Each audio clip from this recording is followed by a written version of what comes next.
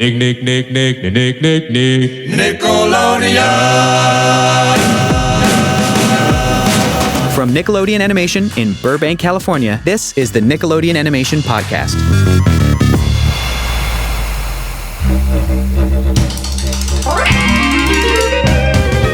Hey everybody, welcome to the podcast. I'm your host, Hector Navarro, and we have such a good episode for you today. No matter where you go or who you talk to, everyone has a favorite cartoon theme song. I would definitely say the Rugrats theme song, even though there's no words. The SpongeBob SquarePants. I just love the line, drop on a deck and flop like a fish. The old Fairly Odd Parents theme song. The song that you could hear 3 rooms away and you'd know exactly what's playing on TV. Like I hear it in the next room, like, oh, that's my jam, or that's my show. The song that you know every note and every word of, even if you haven't heard it for years. The lyrics that I remember is different of you guys. Oh, really? Because I'm from South Korea. Oh, yeah! The song that brings you right back to being a kid on the floor of your childhood living room, filled with excitement for what's going to happen next. It's like, okay, time to grab my goldfish crackers, get set up, and then you're on the journey. The theme song is the gateway to our favorite characters and stories, and they stay with us throughout our lives. So much goes into these songs, and we wanted to know the stories behind them. This week on the podcast, we talked to some of the people behind our favorite Nick theme songs and asked them, why are theme songs so important?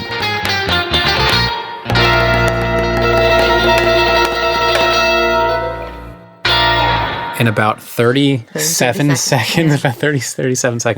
If it has a lyric or not, I think it has to give you a vibe of what you're about to watch. There's like a call to action, It's like, come on in, or get up and come over. I like songs that do tell a little story, but also set a tone for the show will bring you into the show. And it should relate in some ways to the way that the show is scored and nothing like that, so it all feels of a piece, obviously. You kind of want to hear it in the other room. And sometimes when we sit and listen to a mix and make something sound totally perfect for our ears, we'll go, now put the mix through the little TV speaker, and I'll literally kind of stand in the doorway sometimes because a theme song's a perfect example because it's the first thing up. You can kind of have this opportunity to set up the whole world and what the parameters of the show is and the dynamics of how it plays. I think it needs to become some insidious thorn or seed in your brain that doesn't go away. The thought of working on stuff that just haunts people in that same way where they just can't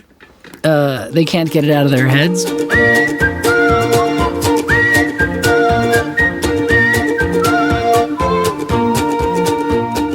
A show's theme song sets the stage for what kind of show the audience is about to watch. The truly amazing thing is, it doesn't even have to have words to tell you everything you need to know. The theme song for the seminal Nickelodeon series Doug is the perfect example. See, I barely just mentioned it and you're already humming it to yourselves. Series creator Jim Jenkins told us a little bit about the inspiration behind the iconic theme song. I love that there's a handful of theme songs that you can kind of mess with people my own age, and that's one of them is you can go do-do-do-do-do-do, and they will have to finish it. They go, do-do-do-do-do. What are you doing to me, man? Come on. And you can kind of mess with people like that, which is great. So where did the direction and idea for the Doug theme song come from? Nickelodeon had 3 of us go on the road to promote Nickelodeon. Wow. There's another show parallel to this at the very beginning called Livewire.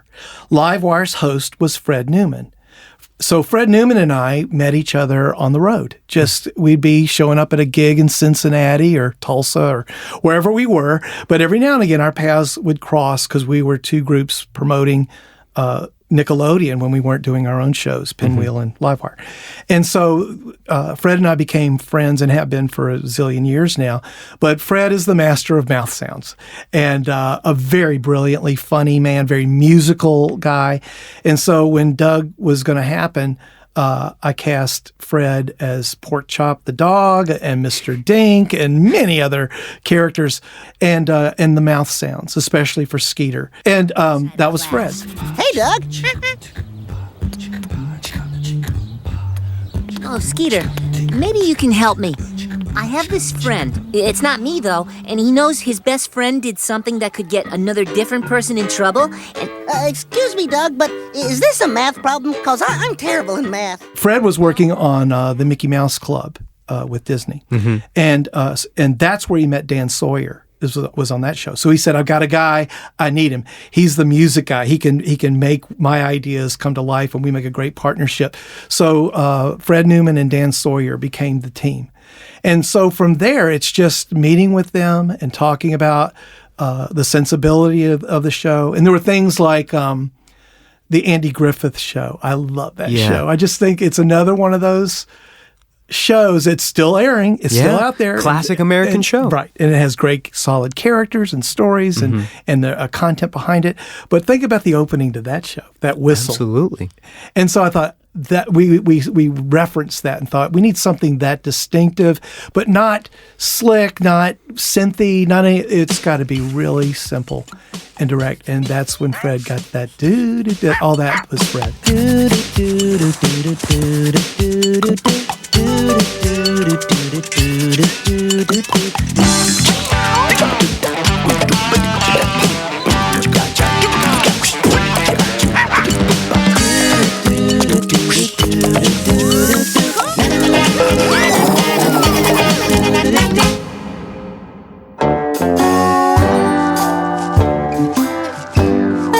Normally, the theme song of a show comes well after a show's already been in production. In many cases, it's one of the last things that's created before the show premieres. But sometimes the exact opposite is true, like in the case of the classic theme song for CatDog.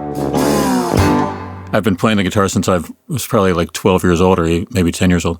I have gotten better, but not that much better. This is Peter Hannon, creator of CatDog. In terms of the inception of CatDog, it turned out to be a way in a certain way. Like I got hired by Nickelodeon before CatDog to make 3 short films, and I by this small department called the Creative Lab, which was in New York City. And Amy Friedman was the person that ran that.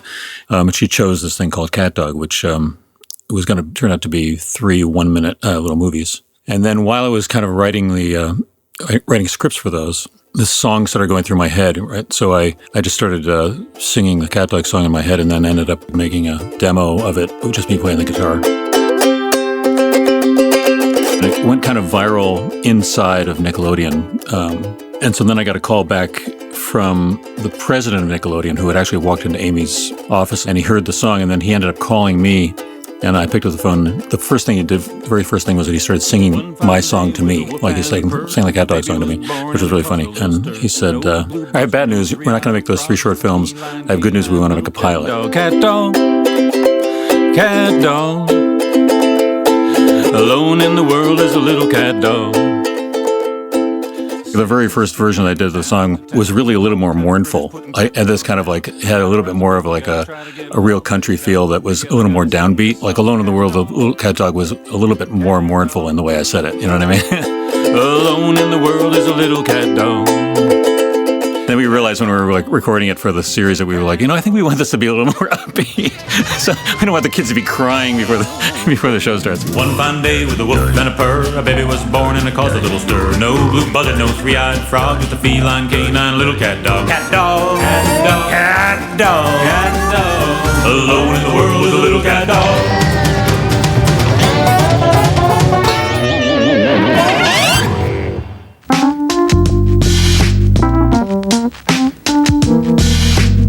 So sometimes theme songs come out of the blue as if sent from above. But like any creative endeavor, they don't always come out perfect the first time. Some of the most iconic theme songs ever might not be the original intent at all. If you grew up in the 90s, the theme song for Hey Arnold is probably in your DNA. I bet you've already got the melody in your head right now. But when it came time to come up with the theme song for that show, the version that we all know and love wasn't the first idea. We talked to Craig Bartlett, creator of Hey Arnold, and the series composer Jim Lang, and they told us about their first crack at the Hey Arnold theme. We talked a lot about the kind of Rat Pack era swing stuff, and Craig had, from day one, he was always going, Arnold, you crazy nut, something like that. And so we thought, wow, that's a great idea for the theme song. Hey Arnold. That seems really thematic. So we went into the pitch, and it was Catherine Seitz and Mary Harrington. and we were in a conference room in the old Nickelodeon building over on Vineland. No, we didn't have anything. We were just like we were just completely free sticking it. Crazy nut. I really love the way your head is shaped like that. Hey Arnold, push button whiz. Won't you please tell me what your last name is? Swinging. So we're finger popping and singing that, and we're in like bar 6. And the two executives are already moaning. Going, they're making it like that.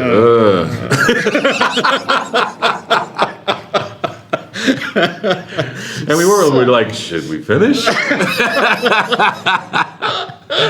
So that first effort was a no-go. The first effort was a no-go. So I went home. I thought, oh, this is not good. This is not a good way to start this relationship.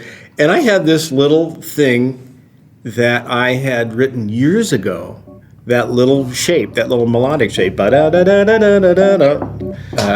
was working at a studio in Boston, and one of the guys at the studio was this guy, Don Rosenberg, whose dad was Dunkin' Donuts. He started Dunkin' Donuts. And I thought, I'm going to write a Dunkin' Donuts ad. So I wrote this little thing. It was like, I got the feeling for a donkey today. A Dunkin' Donuts, Dunkin' Donuts. And so I got home, and this... You turned that around like in a day. The little New Jack Swing, ring-a-ding-ding-ding-ding-ding, that little, what we call the ring-a-ding, I put that up, and then I played this thing against it. I thought, that's pretty catchy, And so it wasn't exactly the same thing. I had to sort of customize it and then put the little samples and stuff in. But it was pretty much a slam dunk. It was a slam dunk. They heard it and loved it, and we were done. But here we go.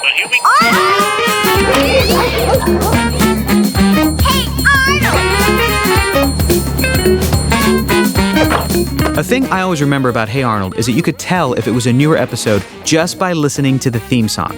That's because in between seasons 2 and 3, a new version of the song was recorded. So why the change? Jim, you mentioned you were a little unhappy with how the first one, some of the parts you didn't like as much as you could have, and you thought, yeah, I'd like another crack at it, right? I mean, wasn't that what we decided? Yeah, and I had great guys, but a really great tenor player named Buzzy Jones played on it.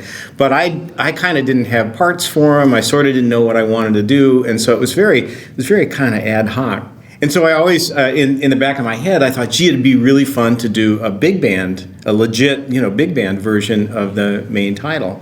And of course, we were always tipping the cap to big band stuff in the show.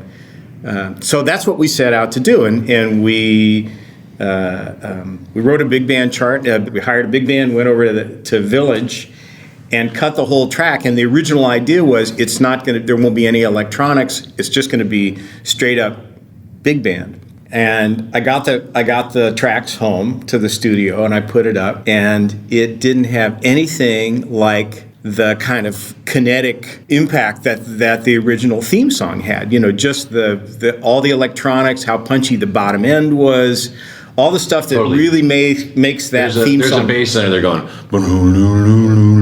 Yep, exactly. And it's completely electronic. Yes, totally. So I thought, well, what a drag. I don't want to just throw this out. So what we ended up doing was, I kept the beginning of the main title pretty much electronic. So you really you were kind of in the comfort zone. It starts out with a little ring-a-ding and all that stuff. And then in the back half, all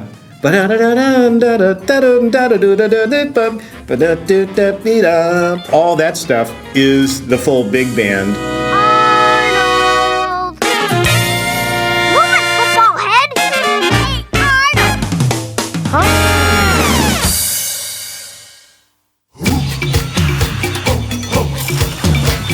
You can tell by now that creating a series theme song is an extremely important part of the development process. No two theme songs are alike, and the process of making each theme song can be strikingly different. Dora the Explorer and Go Diego Go creator Valerie Walsh told us a bit about how different the experience was between the two shows. For Diego, we had these two guys who pretty much just hit it out of the park on their own. Joel and George, we call them the Miami guys. They had that Latin sound. They were writing music for pop stars, and we just so lucked out that they wanted to do a theme song for us, and it was amazing.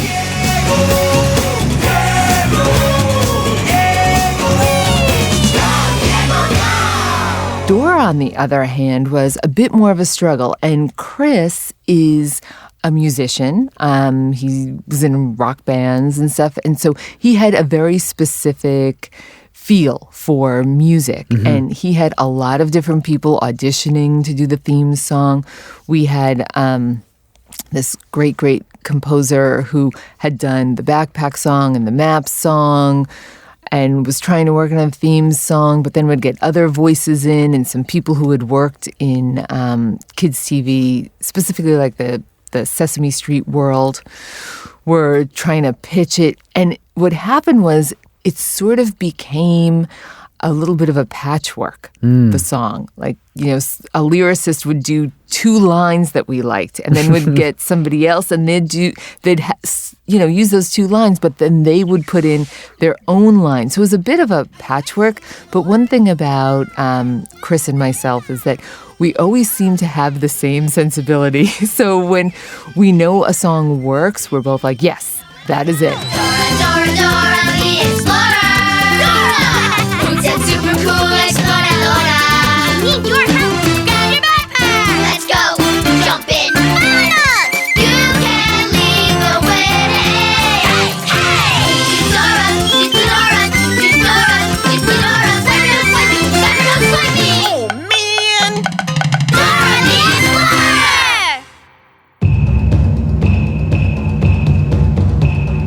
In the 80s, Teenage Mutant Ninja Turtles had one of the most recognizable theme songs of all time. So when executive producer Ciro Nieli was tasked with bringing the Turtles to a new generation, you know he had to update the theme as well. Well, the main title from the 80s show is great because I think it does a good job of setting up the world and also, you know, making it kind of catchy. I mean, I think over the years, the idea that Raphael's a rude dude and Donnie does machines coming from that song is a big thing that was hard to get away from. So yeah, the new song in that sense was almost lyrically a remix of the old one. Like, how do we update it slightly? But you know, we had a lot to work with there, and I think it was a good way to kind of go, hey, we're doing something new, but here's kind of a wink and a nod and it's somewhat respectful to the past. It's referential, but it's also reverent, you know? I always liked that song, so I had no problem doing that.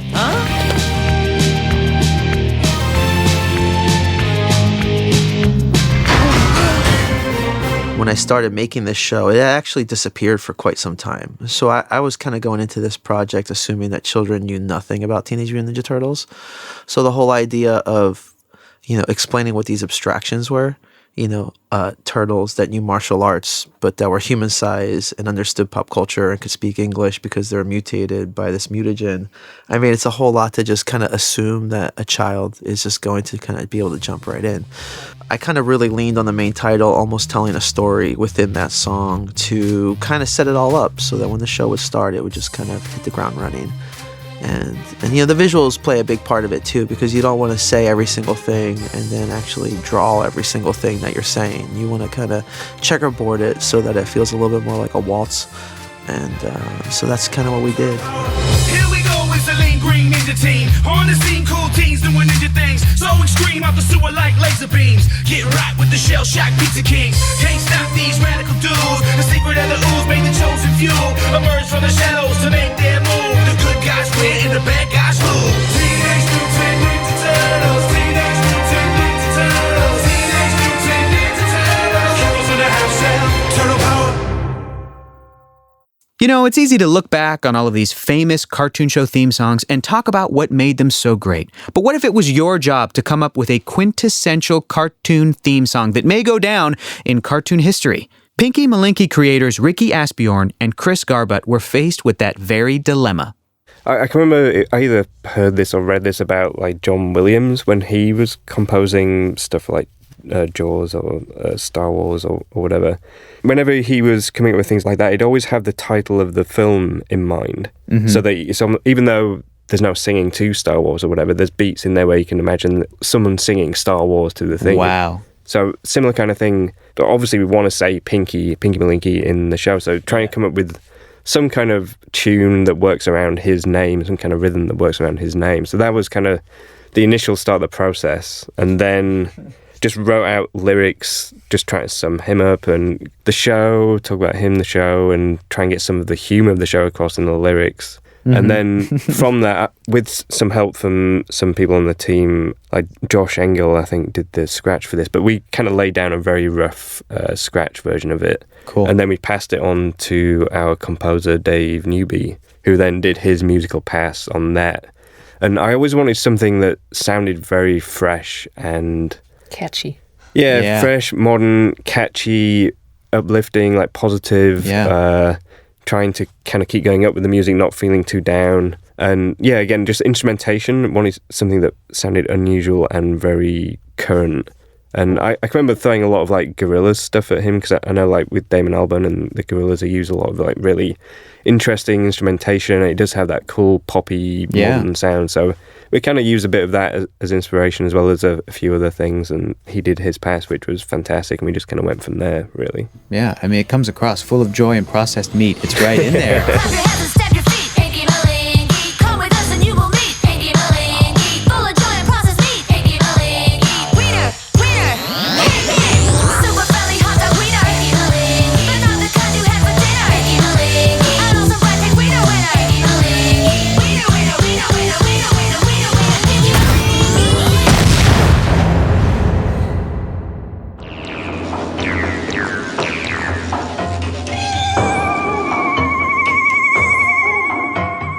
A lot of cartoon theme songs are positive and upbeat and happy because they reflect the tone and sensibilities of the show that you're about to watch. But what if the tone of your show is decidedly not that?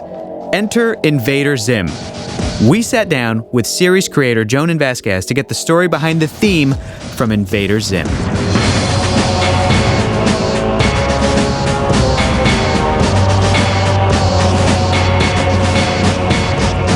One of the most important tones of the show is that the theme song itself isn't necessarily funny.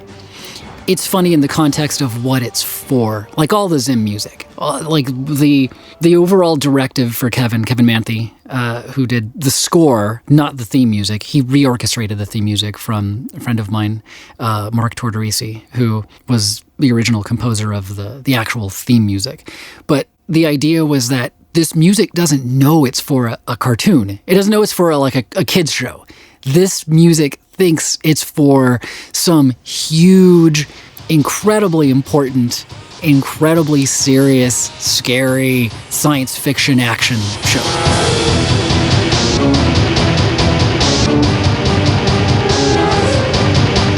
It's playing for what these characters think they're doing. Zim and Dib think everything is the end of the world. And kind of in a way it is, but everyone around them doesn't see it as that. But they think everything they're doing is the greatest, most important thing. So the music reflects that.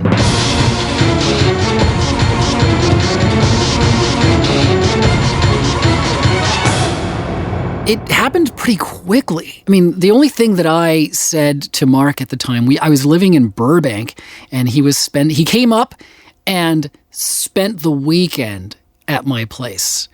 And all I wanted was military, like to reflect Zim.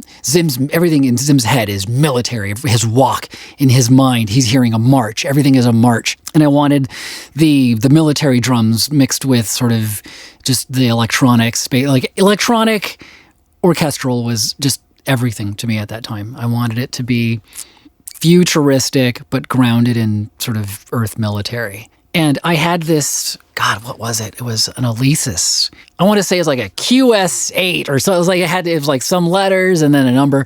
So I had this keyboard there, and he used that he just used the like built-in sequencer on it to come up with that theme music very quickly.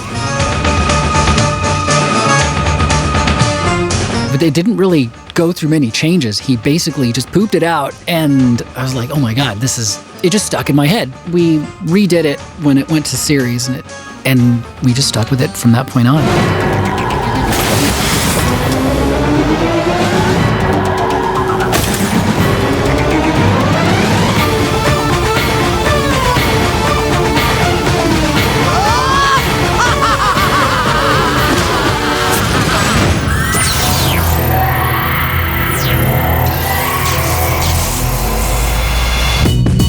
So there you have it, our episode on theme songs. So many great cartoon theme songs and so many great stories behind each and every one of them. And we want to thank all of the creators who came on today's show and talked about their theme songs. And we want to hear from you, the audience. Visit us online at nickanimationpodcast.com or hit us up on social media and tell us what your favorite Nick theme song is. You're not going to want to miss an episode of the Nickelodeon Animation Podcast, so please subscribe on YouTube, Apple Podcasts, or wherever you get your podcasts from. Thanks to the awesome crew who puts this podcast together. This podcast is produced by Jonathan Highlander, Dana Vasquez-Eberhardt, Tony Gutierrez, Jamie Goss, and Andrew Hubner. Original music by Useful Creatures. This week's episode edited by Jonathan Highlander and Josh Caldwell. Our social media team is Narbe Manassians, Sammy Armature, and David Watson. And our man behind the faders with the gorgeous flowing locks, our engineer, Manu Grujalva. Until next time, keep watching cartoons.